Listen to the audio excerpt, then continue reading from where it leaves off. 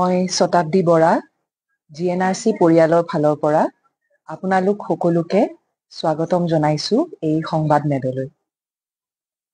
স্বাস্থ্যই হৈছে পৰম সম্পদ। আমি এক সমীক্ষাৰ জৰিয়তে ডিমৰীয়া অঞ্চলত অৱগত হলো যে বহুতো ৰাইজ কিবা নহলে বা কিবা বেমাৰত ভুক্তভোগী হৈ আছে। কিন্তু দুখৰ কথা যে কমেও 95% ৰোগীয়ে তেওঁলোক গমেই নাপায় যে তেওঁলোকৰ দেহাত কিবা ৰোগ সোমাই আছে। তাৰ লগতে ৰোগৰ লক্ষণৰ বিষয়েও তেওঁলোক অৱগত নহয়। এয়া হৈছে স্বাস্থ্যৰ সজাগতাৰ কমিৰ বাবে আৰু লগতে উন্নত স্বাস্থ্য সেৱা নোহোৱাৰ বাবে। দুখৰ কথা যে এই ৰোগীসকলে চিকিৎসা সেৱাৰ ওচৰ চাপি আহিবগেই নাপায়। তাৰ বাবে আজি GNRC হস্পিটেলৰ ফালৰ পৰা আমি এই স্বাস্থ্য শিবিৰ মেগা হেল্থ কেম্প আয়োজন কৰিছো।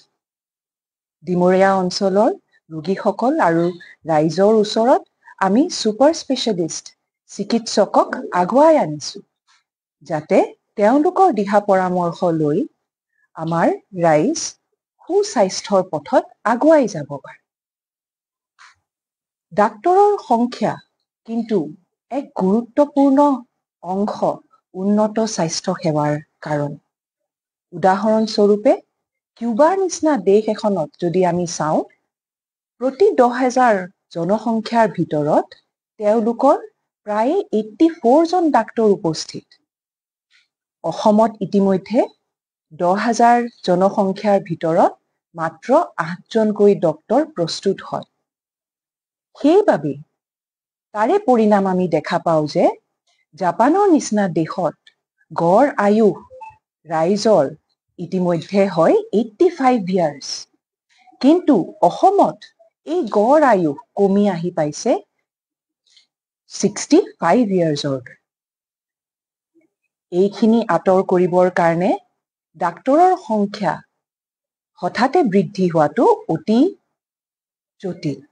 তাৰ বাবে আমি সিদ্ধান্ত ললো যে ৰাইজৰ ওচৰত আমি বাৰু স্বাস্থ্যৰ শক্তি তেওঁলোকক উভতাই দিব পাৰো নেকি।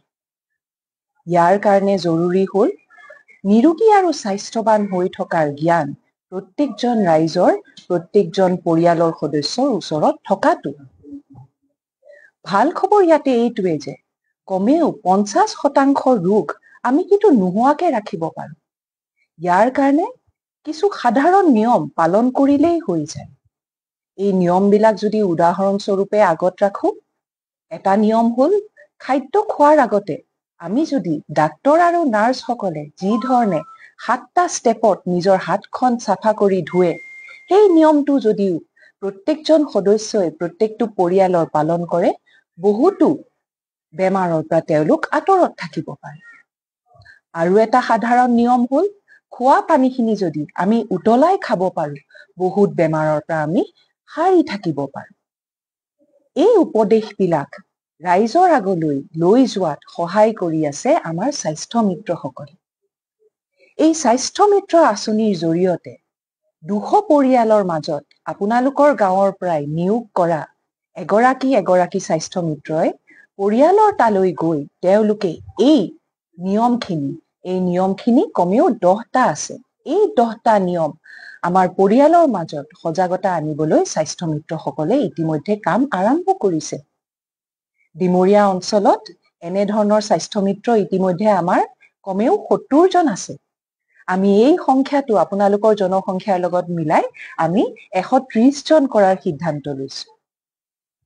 ইয়াৰ জৰিয়তে ৰাইজে সৰু সংখ্যক বা সৰু কালতে বেমাৰটো ধৰা পৰি তেওঁলোকে হস্পিটাললৈ যাবলৈ সক্ষম হয়।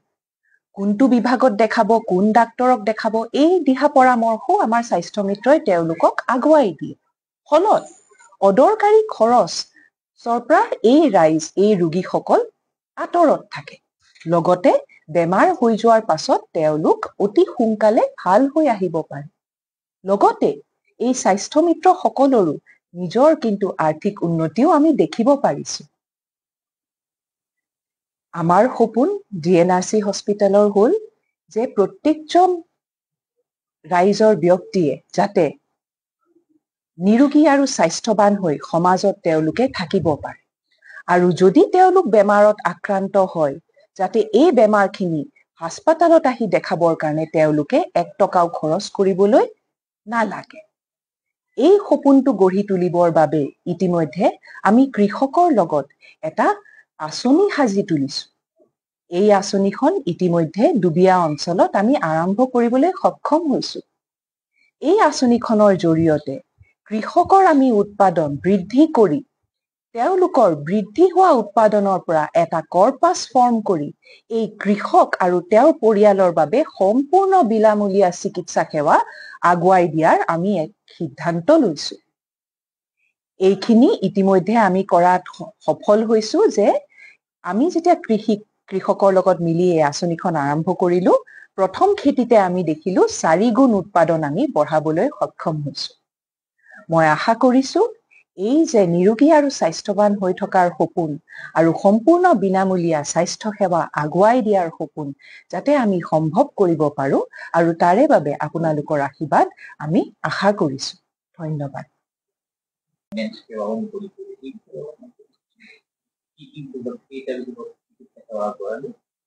হয় স্যাৰ। হয় স্যাৰ, হয়।